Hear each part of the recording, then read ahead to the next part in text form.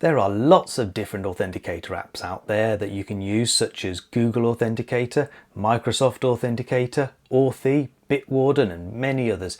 They all have their own pros and cons, but for now I'm going to demonstrate how to set up MFA in Home Assistant using Google Authenticator. It's pretty much the same process on all of the apps though. So to enable multi-factor authentication in Home Assistant, we log into Home Assistant like I've got here, and you don't go to settings, you actually go down to your account name, which in my case is STTG.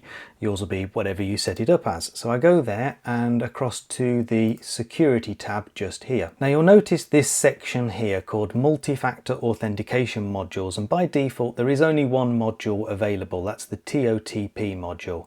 So I'm going to click on enable there, and it pops up with this QR code that we need to scan. So now we go over to our phone and we open the Authenticator app of choice, which in this case, as I said, it's Google Authenticator that I'm using, but you can use whichever Authenticator app you prefer. Now in Google Authenticator, we have to click on add a code and then scan a QR code, and that opens up this page with the camera. So I need to pick this up and I hold that over the screen and it scans the QR code. Let me put that back down so the camera can see what it's done. So now as you can see, it's generating a 6-digit code there. That refreshes every, is it 30 seconds I think? Let's keep that screen alive. And I need to type that code into Home Assistant. So that is 081272 and submit. Setup done for TOTP. And that's it. But we should probably test that this works. So to do that, we actually need to log out of Home Assistant first. So if I go back to my profile page, you'll see this option here lets me log out, and it brings us to the login page. So just to keep that TOTP page alive on Google Authenticator, I'm just touching the screen there.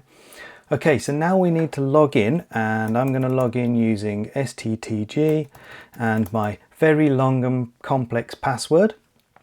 Click on login, and now it asks me for the two-factor authentication code. Now if I look on the Authenticator app, there is a 6-digit code there for me to type in, which is 359881. Log in, and there we are. That is how you enable multi-factor authentication.